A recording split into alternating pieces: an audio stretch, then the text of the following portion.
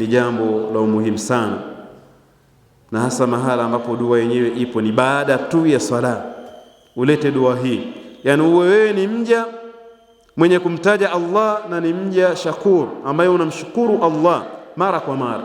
Na ndugu zangu, tunayo kila sababu ya sisi kumkumbuka Allah, kumshukuru Allah mirara mutkirara kwa neema ambazo Allah ametukunjulia, ni nyingi sana.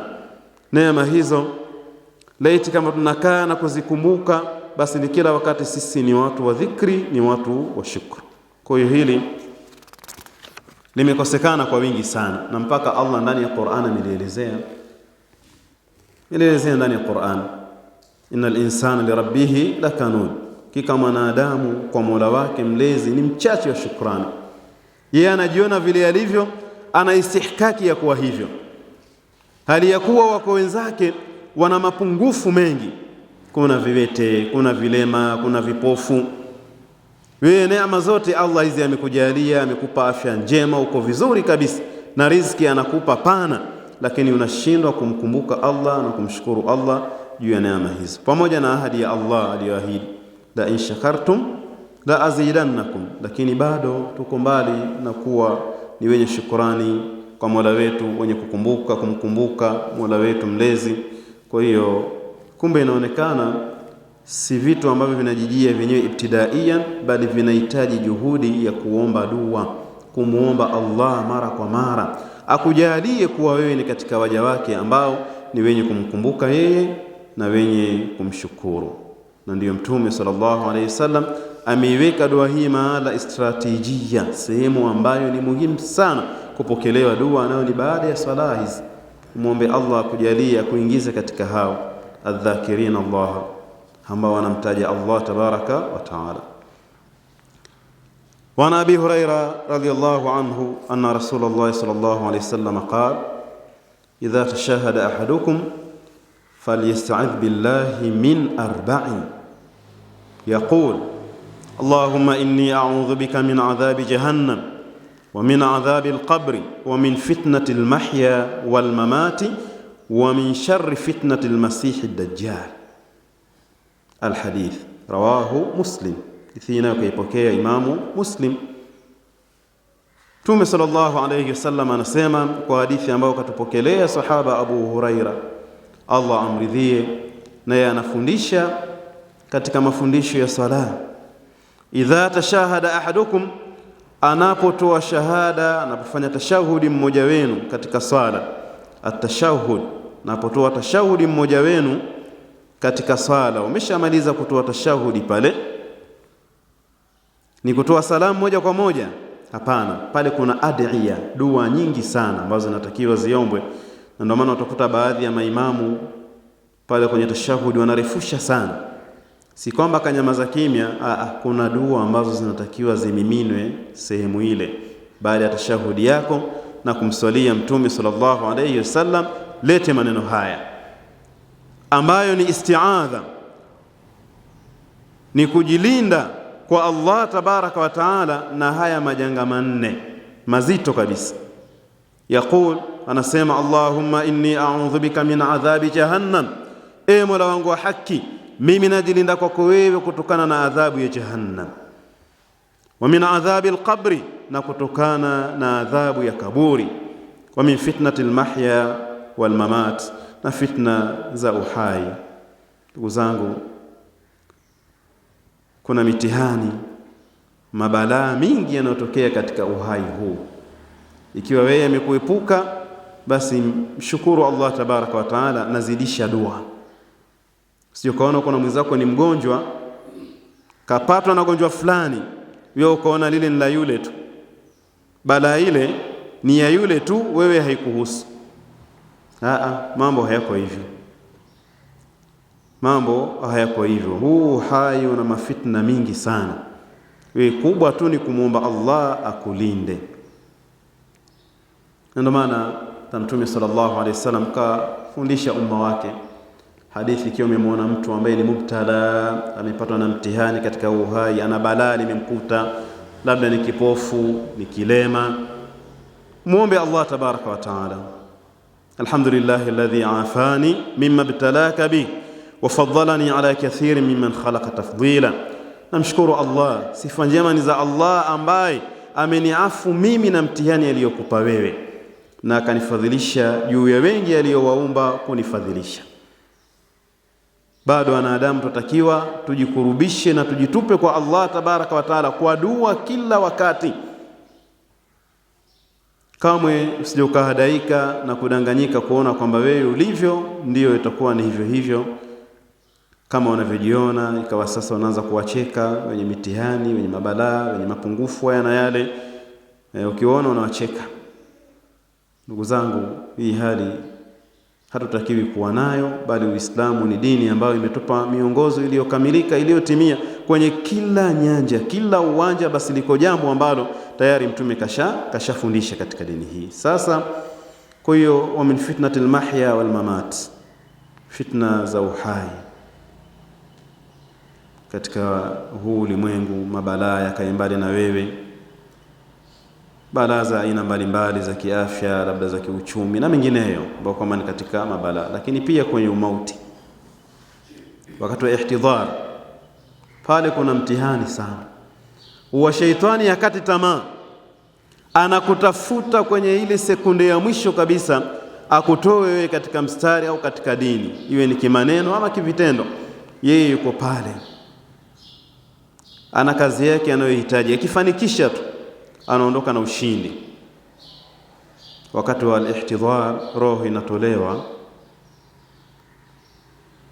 pale mahala, na ndio maana wanatakiwa ndugu wa karibu, wauguzi ambao wako pale, wawe wako imara kweli kweli kidawa, na kumtaka yule aseme la ilaha illa Allah, la ilaha illa Allah. Mashaitani wapo pale, wanataka wamalize mchezo wao, aondoke huyo bila shahada, au atamke maneno ambayo kwamba ni ya kikhabithi, maneno machafu mabaya, hao wanakwenda zao.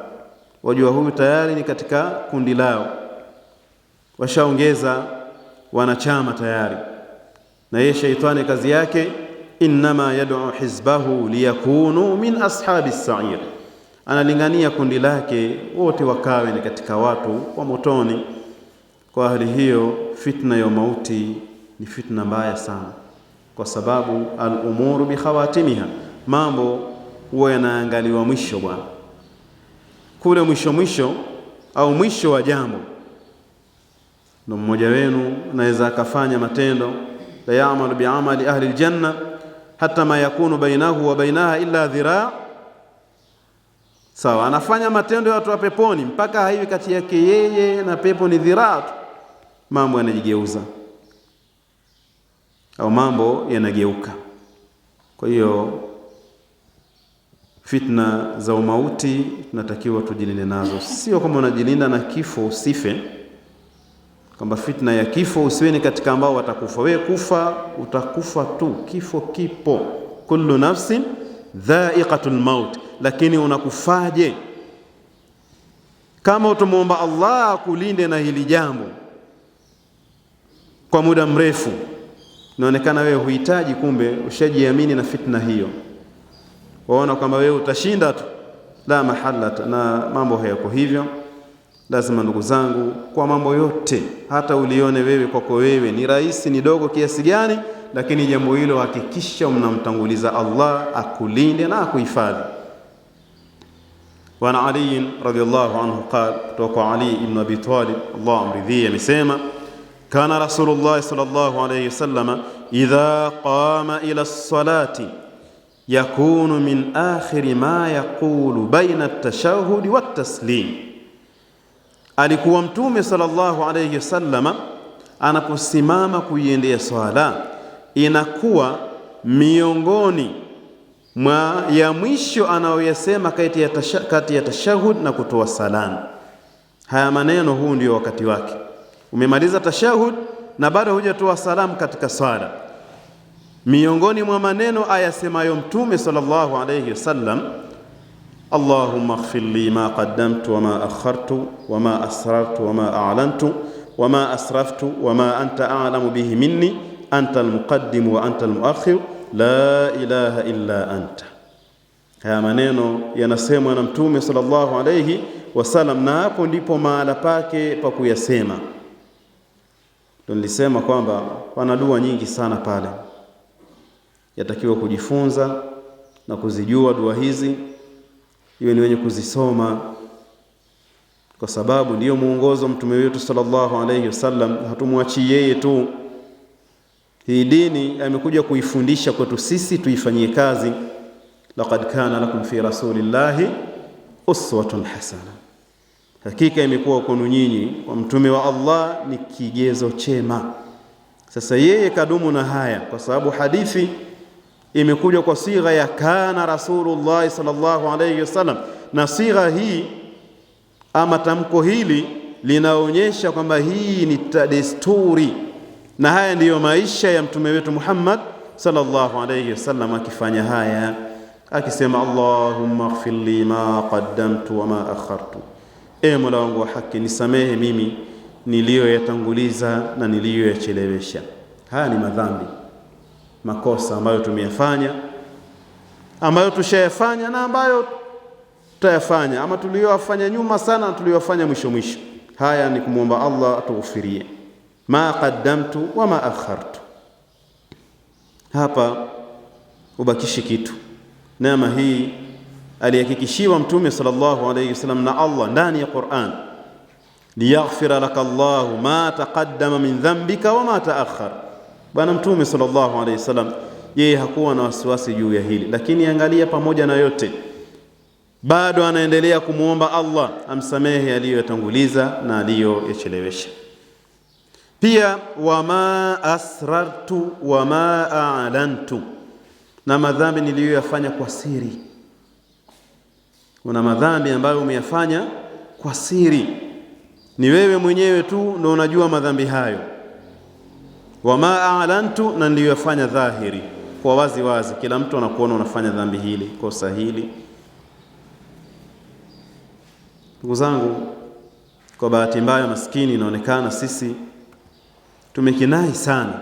Sisi tumekinai na madhambi yetu tuliyokuwa nayo, hatuna wasiwasi, hata tukikutana na Allah tunayo, kwa maana hatuna ile tahari, pupa ya kutaka kughufiriwa madhambi yetu. Sababu huyu ni Mtume sallallahu alaihi wasallam, ameshahakikishiwa msamaha, lakini bado yumo ndani ya kazi ya kuomba istighfari. Tena yale madhambi anayataja bagu, yani moja baada ya jingine, madhambi haya, madhambi haya, madhambi haya, kama hadithi ilivyo, niliyofanya kwa siri na niliyofanya kwa dhahir.